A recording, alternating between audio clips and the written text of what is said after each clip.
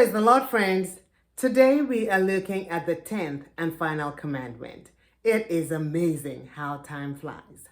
The 10th commandment states in summary, thou shalt not covet. I personally like Jesus Christ's definition of covetousness in Luke 12:15, where he equates a man's life to the sum total of a man's possessions. And as Jesus Christ said, a man's life is worth way more than the sum total of his possessions. Now, there are three big problems with covetousness, and these are the reasons why I believe God commanded we must not covet.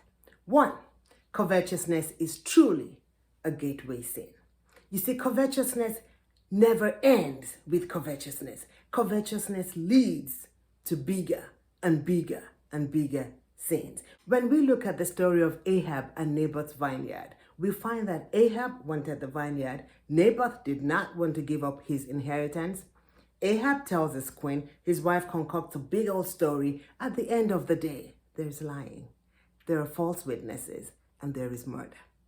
See how covetousness is a gateway sin?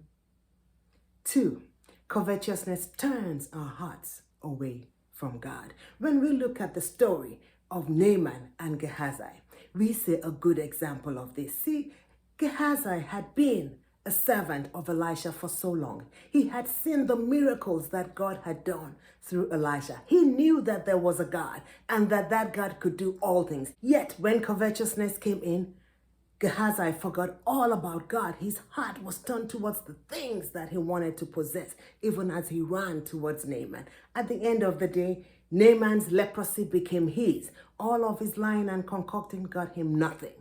He simply ended up in sin. And three, covetousness always leads to death.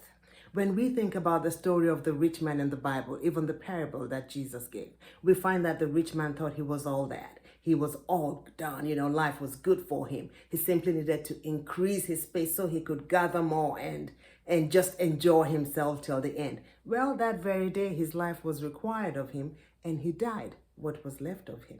When we think of Ahab and Naboth, at the end of the day, Ahab's covetousness led to God pronouncing a death on him as well as on Jezebel, the co-plotter. And for these reasons and more, God commands us to not covet, rather turn our hearts to him, for he is the one that's able and willing to do all things for us. He's God that has the earth and the fullness thereof in the palm of his hands, and he's willing to give to us everything that's going to do us good. Brethren, let's turn to God. Let's keep our eyes on God and let's keep trusting in God, because he is the only one that can meet us at every point of need and exceed our highest expectations. Until I see you again next week and beyond, the good Lord bless and keep us all.